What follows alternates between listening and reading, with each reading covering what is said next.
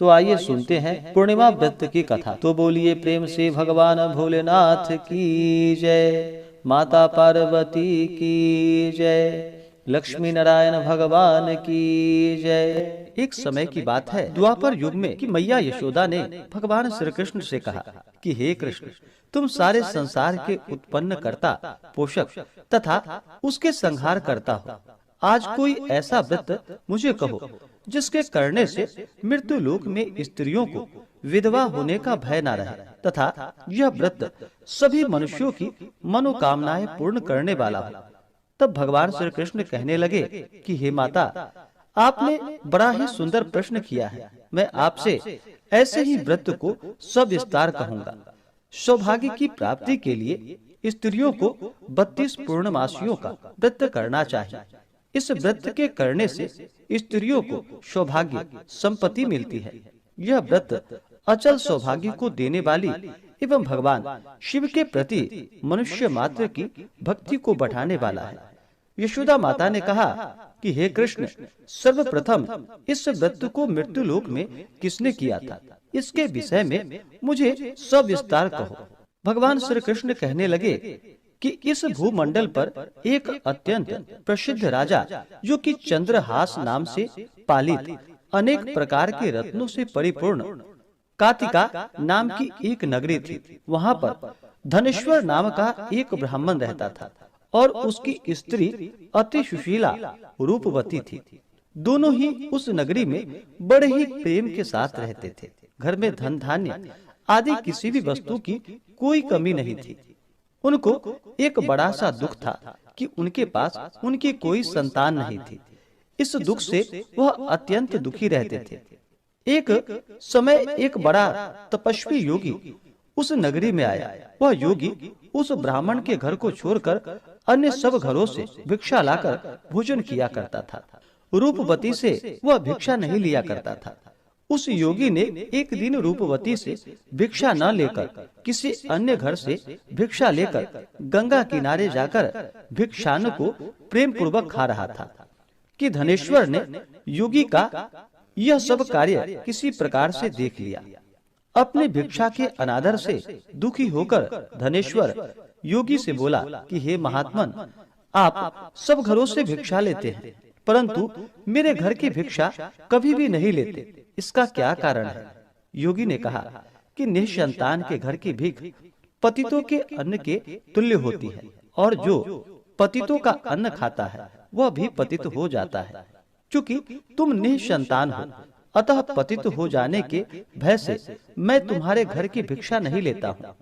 धनेश्वर यह बात सुनकर अपने मन में बहुत दुखी हुआ और हाथ जोड़कर योगी के पैरों में गिर पड़ा तथा अंतर्भाव से कहने लगा कि हे महाराज, यदि ऐसा है तो आप मुझको पुत्र प्राप्ति का उपाय बतलाइए।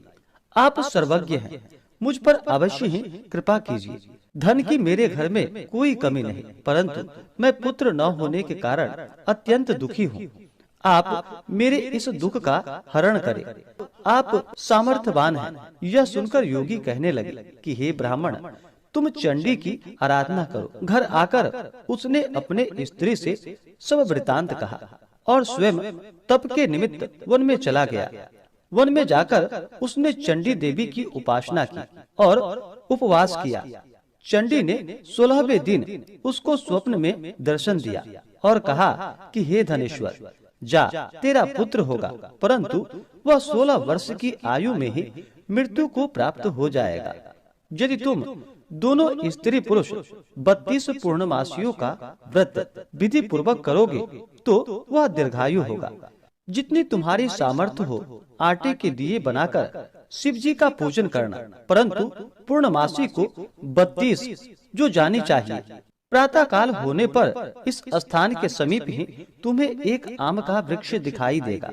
उस पर तुम चढ़कर एक फल तोड़कर शीघ्र अपने घर चले जाना।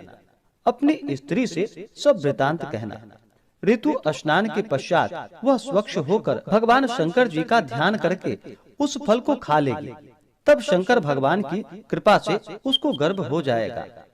जब वह ब्राह्मण प्रातः काल उठा तो उसने उस स्थान के पास ही एक आम का वृक्ष देखा।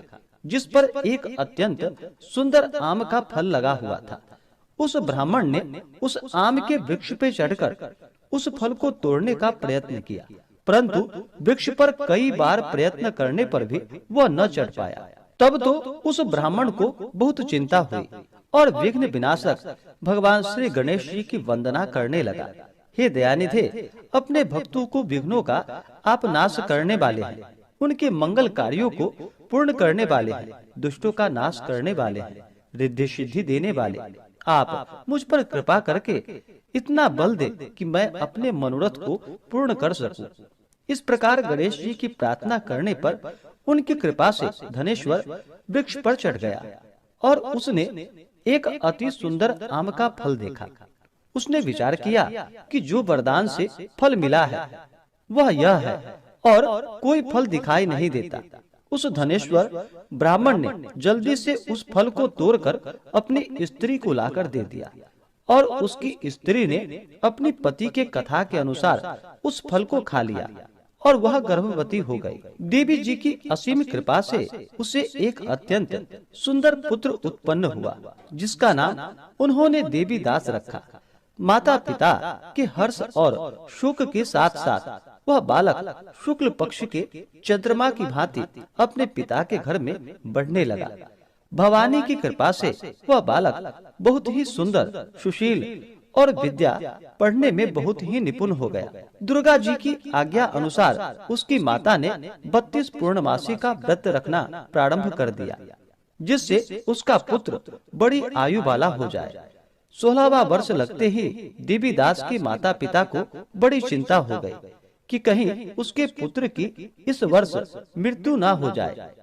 इसलिए उन्होंने अपने मन में विचार किया कि यदि यह दुर्घटना उसके सामने हो गई तो वह कैसे सहन करेगा। अस्तु उन्होंने देवी दास के मामा को बुलवाया और कहा कि हमारी इच्छा है कि देवी दास 1 वर्ष तक काशी में जाकर विद्या अध्ययन करे और उसको अकेला भी नहीं छोड़ना चाहिए। इसलिए साथ में तुम चले जाओ और 1 वर्ष के पश्चात इसको वापस लौटा लाना। सब प्रबंध करके उसके माता पिता ने काशी जाने के लिए देवीदास को एक घोड़े पर बैठाकर उसके मामा को उसके साथ भेज दिया। किंतु यह बात उसके मामा या किसी और को कहीं पता नहीं थी। धनेश्वर ने सपत्नीक अपने पुत्र की मंगल कामना तथा दीर्घायु के लिए भगवती दुर्गा की आराधना और पूर्णमासियों का व्रत करना आरंभ कर दिया। इस प्रकार बराबर 32 पूर्णमासी का व्रत पूर्ण किया। कुछ समय के पश्चात एक दिन वह दोनों मामा और भांजा मार्ग में रात्रि बिताने के लिए किसी ग्राम में ठहरे हुए थे। उस दिन उस गांव में एक ब्राह्मण की अत्यंत सुंदर, सुशील, विदुषी और गुणवती कन्या का विवाह होने वाला था। जिस धर्मशाला के अंदर वर और उसकी बारात ठहरी हुई थी, उसी धर्मशाला में देवीदास और उसके मामा भी ठहरे हुए थे। संयोगवश कन्या को तेल आदि चढ़ाकर मंडप आदि का कृत्य किया गया तो लग्न के समय वर को धनुवार्त हो गया। अस्तु वर के पिता ने अपने कुटुंबियों से परामर्श करके निश्चय किया कि वह देवीदास मेरे पुत्र जैसा ही सुंदर है, मैं इसके साथ ही लग्न करा दूं और बाद में विवाह के अन्य कार्य मेरे लड़के के साथ हो जाएगा। यह सोचकर देवीदास के मामा से जाकर बोला कि तुम थोड़ी देर के लिए अपने भांजे को हमें दे दो, जिससे विवाह के लग्न का सब कार्य सुचारू रूप से हो सके। तब उसका मामा कहने लगा कि जो कुछ भी मधुपर्क आदि कन्यादान के समय वर को मिले वह सब हमें दे दिया जाए, तो मेरा भांजा इस बारात का दुल्हा बन जाएगा। यह बात वर के पिता ने स्वीकार कर ली। उसने अपने भांजा को वर बनने को भेज दिया और उसके साथ वह विवाह कार्य रात्रि में विधि पूर्वक संपन्न हो गया। पत्नी के साथ वह भोजन न कर सका और अपने मन में सोचने लगा, न जाने यह कैसे स्त्री होगी। वह एकांत में इसी सोच में गर्म निश्वास छोड़ने लगा। तब उसकी आंखों में आंसू भी आ गए। तब वधू ने पूछा कि क्या बात है, आप इतने उदास व दुखी क्यों हो रहे हैं? तब उसने सब बातें जो वर के पिता व उसके मामा में हुई थी उसको बतला दी। तब कन्या कहने लगी कि यह ब्रह्म विवाह के विपरीत हो कैसे सकता है? देव, ब्राह्मण और अग्नि के सामने मैंने आपको ही अपना पति बनाया है, इसलिए आप ही मेरे पति हैं। मैं आपकी ही पत्नी रहूंगी, किसी अन्य की कदापि नहीं। तब देवी दास ने कहा कि ऐसा मत करिए, क्योंकि मेरी आयु बहुत थोड़ी है। मेरे पश्चात आपकी क्या गति होगी, इस बातों को अच्छी तरह विचार लो। परंतु वह दृढ़ विचार वाली थी, बोली कि जो आपकी गति होगी वही मेरी गति होगी। हे स्वामी, आप उठिए और भोजन करिए, आप निश्चय ही भूखे होंगे। इसके बाद देवीदास और उसकी पत्नी दोनों ने भोजन किया तथा शेष रात्रि वे सोते रहे।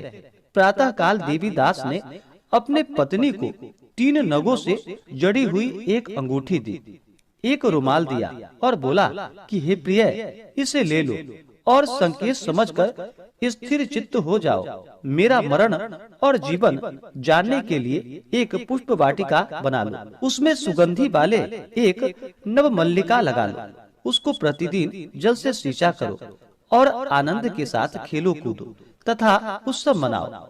जिस समय और जिस दिन मेरा प्राणांत होगा ये फूल सूख जाएंगे, और जब ये फिर हरे हो जाएं, तो जान लेना कि मैं जीवित हूँ।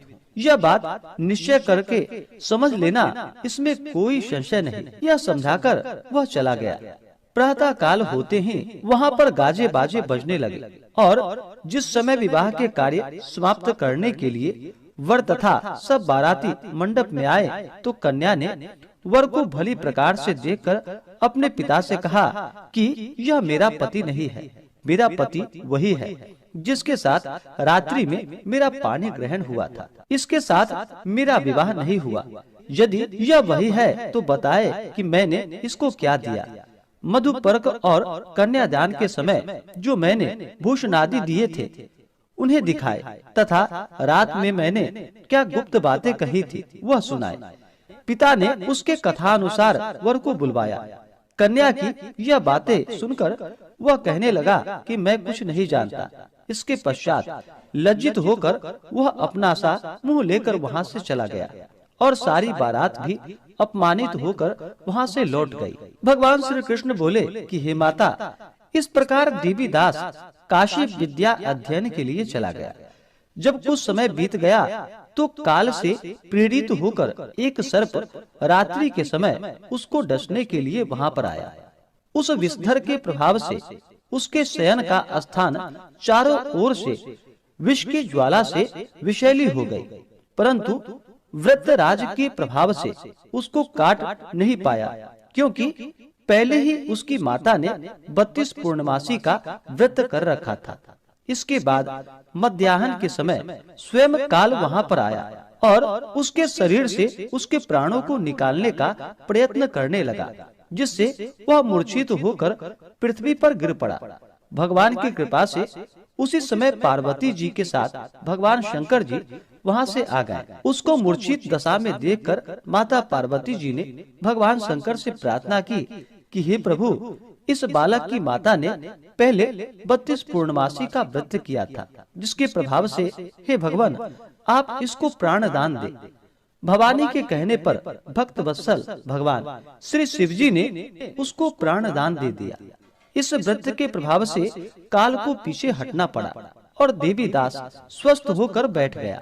उधर उसकी स्त्री उसके काल की प्रतीक्षा किया करती थी। जब उसने देखा कि उस पुष्प वाटिका में पत्र पुष्प कुछ भी नहीं रहे, तो उसको अत्यंत आश्चर्य हुआ, और जब वह वैसे ही हरी भरी हो गई तो वह जान गई कि वह जीवित हो गए हैं। यह देखकर बहुत प्रसन्न मन से अपने पिता से कहने लगी कि पिताजी, मेरे पति जीवित हैं, आप उनको ढूंढिए। जब 16वां वर्ष व्यतीत हो गया तो देवीदास भी अपने मामा के साथ काशी से चल दिया। इधर उसे उसके ससुर उसको ढूंढने के लिए अपने घर से जाने वाले थे। वह दोनों मामा भांजा वहाँ पर उसी समय आ गए। उनको आया देखकर उसका ससुर बड़ा ही प्रसन्नता के साथ अपने घर में उसे ले गया।